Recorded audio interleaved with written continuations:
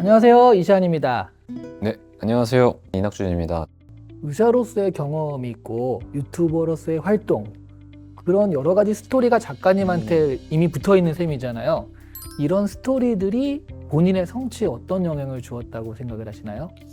그러니까 작가가 글을 쓰면은 네. 보통 한 3질 정도까지는 내 이야기를 쓸 수 있다라고 네. 하거든요. 그러니까 살아온 세월이나 밀도에 따라 다르겠지만 보통 자기 이야기로 3개 정도 쓸 수 있다고 하는데, 저는 이제 하면서 계속 의사로서 활동했던 걸 원소스로 해서 유튜버랑 작가라는 멀티 유즈를 하게 된 건데, 또 작가라는 거의 측면에서 보면은 의사와 그 유튜버로서의 활동이 자양분이 돼가지고 또 꾸준히 쓸 수 있게 해주는 부분이 있고요.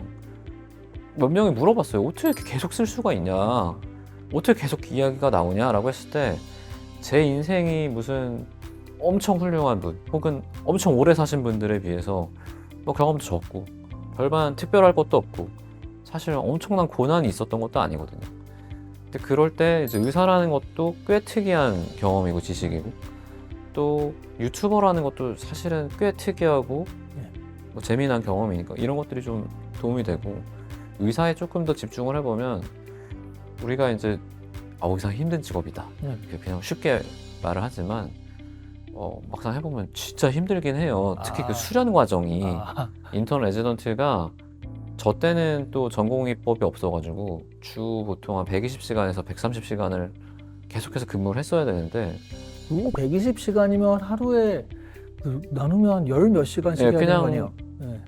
잠을 한 5시간 잘 수 있으면 그날 좋은 날이고, 평일인데도 충분히 잤나요? 5시간 충분히 자면? 잤다. 뭐 서너 시간 잤다 그러면 적당히 하자 뭐 이런 네. 수준이었으니까요 그때는. 근데 그때는 정말 너무 힘들었는데 그걸 견뎌내고 나니까 다른 일을 할 때도 좀 인내심은 좋아지는 것 같아요. 당장 뭐가 안 나왔을 때 기다리는 게 제일 중요한 일일 때도 있는데, 그럴 때 좀 참을 수 있고, 또 좀 오늘 몸 안 좋고 힘들 때 글을 써보지 말까 이렇게 생각이 들어도 늘 의뢰하던 일이니까 그냥 하게 되고, 그런 것들은 있는 것 같습니다. 사실 말씀을 들어보니까 유튜브도 사실 그렇잖아요. 그렇죠. 유튜브도 언제나. 그렇죠. 네. 유튜브가 사실 더 그렇죠. 예. 그리고 웹소설도 사실은 처음에 내가 하면은 뭐 잘 될 거야 이렇게 생각하시지만 그렇지 않잖아요. 버티고 그 인내하는 게 되게 중요하잖아요. 많은 작가님들이 자기 안에 있는 이야기가 너무 특별할 거라고 생각하지만 딱 그게 나왔을 때 특별해지기가 쉽지가 않거든요, 사실. 그걸 보니까 작가님은 버티기를 잘하신 거네요. 기다리는 거, 버티는 거, 이걸 좀 잘합니다. 그런 것들이 오히려 스토리를 끌어낼 수 있는 힘이 될 수 있다. 좀 재밌는 견해인 것 같네요. 작가님은 그러면 처음에 작가님의 개인 브랜딩은 어떤 식으로 시작을 하셨나요? 이게 사실은 의사가 이제 2개로 나뉘거든요. 네. 대학병원에 남는 사람, 이제 나와서 자기 활동을 해야 되는 사람, 개원을 하거나 이런 분들.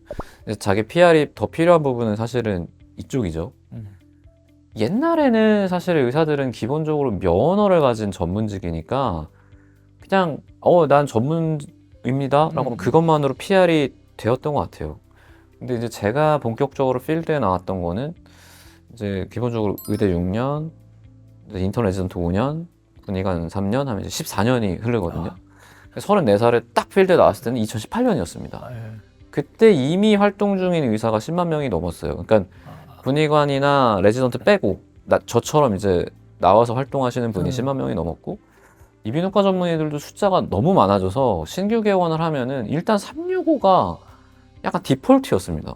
365일 네, 365일 일하는 거. 그래서 이렇게 그냥 하면 좀 많이 힘들겠다. 그리고 그렇게 했을 때 보상이 어마어마하냐 그러면 사실 그것도 아닌 것 같고, 그래서 차별점이 좀 있으면 좋겠다라는 생각을 했고, 제가 그때 이제 웹소설을 썼던 경험이 있으니까 의학이라는 소재가 먹힌다는 건 알고 있었어요. 그래서 유튜브를 좀 해보자라고 생각을 했었거든요. 지금은 뭐 유튜브 하는 의사분들 너무 많죠. 근데 그때까지는 저희가 거의 손가락 안에 들 정도로 희귀했기 때문에 그 덕을 되게 많이 봤죠. 선점 효과가 되게 강한 플랫폼이거든요, 유튜브가. 그래서 저희 실력에 비해서 좀 관심도 많이 받고 더 빨리 성장했다고 생각합니다. 작가님이 그럼 생각하시는 좋은 스토리, 이런 건 어떤 스토리라고 생각하시는지, 그리고 그런 스토리를 만들기 위해서 특별히 내가 신경 쓰는 부분이 있다면 그런 것들이 있을까요? 저는 기본적으로 제가 상업 작가이기도 하고 제가 애초에 그런 걸 좋아해요. 가벼운 이야기, 좀 재밌고 웃긴 거 이런 거 되게 좋아하거든요. 그래서 저는 대중적인 스토리가 좋은 스토리라고 생각을 합니다.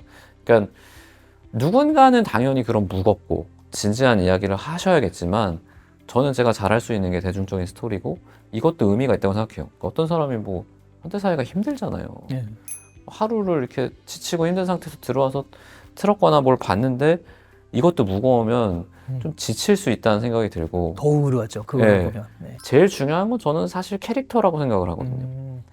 그러니까 어떤 이야기를 떠올릴 때 저는 서사보다는 어떤 인물을 더 떠올리는 것 같아요. 반지의 제왕이라고 그러면 아라곤, 간달프 이런 게 생각나서 캐릭터에 굉장히 집중하는 편이고 그럼 이 캐릭터를 매력적으로 만들고 다른 사람들이 사랑하게 만들어야 되는데 그때 제가 가장 많이 사용하는 팁은 오디션 프로그램을 보면은 다 노력하는 사람이잖아요. 네. 사실 경연대회 나와서 노력 안 하는 사람이 누가 있어요. 근데 누군가는 되게 응원을 많이 받고 누군가는 좀 소외된단 말이에요.